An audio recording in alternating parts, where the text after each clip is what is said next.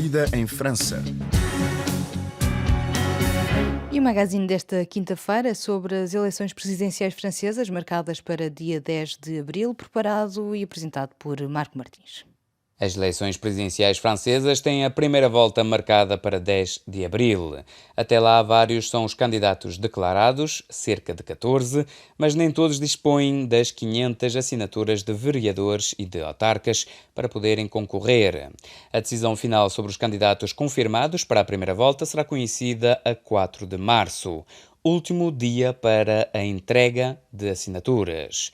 De notar que, até à data, apenas Valérie Pécresse, do partido da direita Os Republicanos, Anne Hidalgo, do Partido Socialista, da esquerda, e Nathalie Arthaud, do partido de extrema-esquerda, Luta Operária, entregaram mais de 500 assinaturas, enquanto o atual Presidente da República, Emmanuel Macron, que também já teria as assinaturas, ainda não oficializou a sua candidatura. A corrida presidencial é longa e tudo ainda pode acontecer no que diz respeito às assinaturas. Quanto às sondagens, apontam para uma distribuição dos 4 primeiros lugares para o centro e para a direita francesa, com Emmanuel Macron, atualmente no poder, Valérie Pécresse, à direita, dos Republicanos, e na extrema-direita, Marine Le Pen, da União Nacional, e Éric Zemmour, do movimento Reconquista. O primeiro candidato da esquerda seria Jean-Luc Mélenchon, da França Insubmissa. Em entrevista à RFI, Cristina Semblano, analista política, ligada à esquerda radical, admitiu que a França Insubmissa é a única voz de oposição na esquerda, visto que os outros partidos, ditos de esquerda, tendem para ideias da direita como a segurança e a imigração, em detrimento do social e da luta pelo poder de compra. Não se pode esperar grande coisa. Está altamente fraturada, mas antes de mais, queria deter-me sobre a palavra esquerda. Nós temos de nos entender o que é que o Partido Socialista tem de socialista.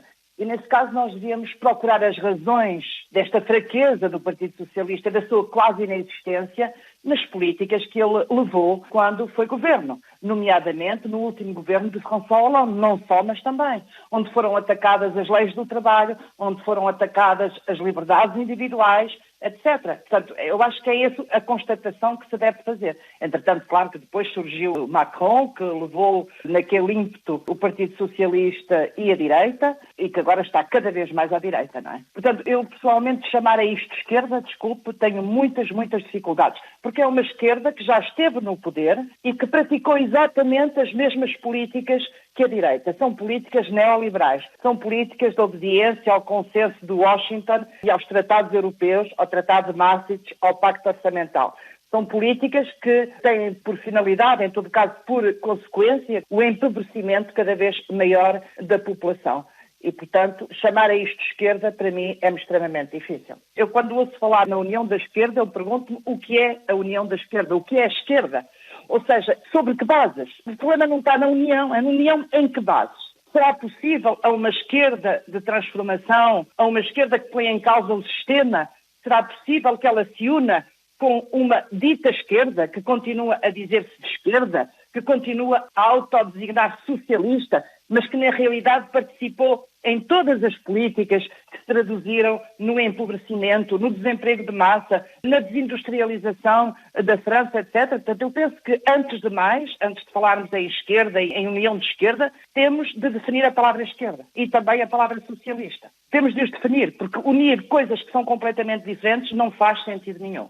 Eu penso que nós temos aqui a Nathalie e o Poitou, que são candidatos de partidos anticapitalistas, que não participam nestas eleições para ganhar as eleições, porque eles sabem perfeitamente que não vão ganhar as eleições, mas é um espaço político, um espaço de debate. E distingo também Jean-Luc Mélenchon, que põe em causa o sistema. Não se pode confundir com o ecologista Jadot, nem com a Anne Hidalgo, nem com a Christine Taubira. São pessoas que estiveram no poder. São pessoas que muitas vezes fizeram muito pouca oposição ao presidente Macron, não obstante tudo o que se passou durante o quinquênio de Macron. Portanto, não vi esses candidatos fazerem uma oposição importante a Emmanuel Macron. Além de tudo mais, há também uma coisa que eu gostaria de falar, é que as pessoas falam muito na extrema-direita e no perigo da extrema-direita e Eu penso que às vezes nós estamos a canalizar nos partidos que são de extrema-direita, eu penso que estarmos só a falar deles é uma maneira de assobiar para o lado. Porquê? Porque nós temos partidos que preconizam políticas idênticas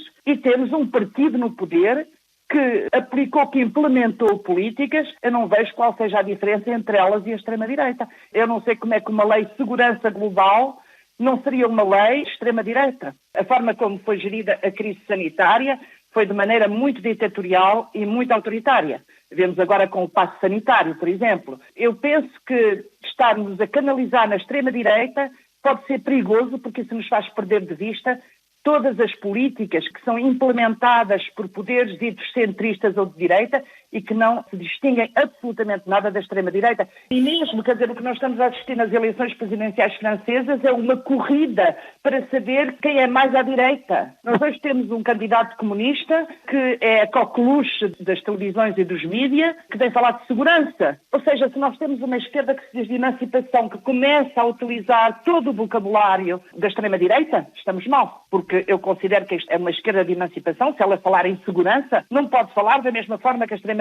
Não podemos pôr um polícia atrás de cada pessoa. O que nós temos de falar quando falamos de segurança é, antes de mais, da enorme insegurança económica e social que existe neste país. Eu lembro só que atualmente existem 8 milhões de pessoas em França que recorrem à ajuda alimentar, que existem 4 milhões de pessoas a mais classificadas nas pessoas em situação de grande vulnerabilidade, que existem 12 milhões de pessoas que passam frio em casa e que 1 sobre 4 pessoas não consegue tomar as refeições convencionais por dia para poder dar de comer aos filhos, ou então porque não tem possibilidades de ir buscar essas refeições. Existem entre 300 e 600 mil pessoas que sofrem cortes de eletricidade da parte do fornecedor de energia elétrica. A situação atual não se deve às políticas do governo atual, deve-se às políticas que têm vindo a ser seguidas, já há uns governos a esta parte, mas que foram implementadas tanto pela direita como pela dita esquerda. É por isso que eu penso que quando nós falamos em união da esquerda, nós temos de prestar muita atenção e saber se isso é desejável e qual é a esquerda que vamos unir.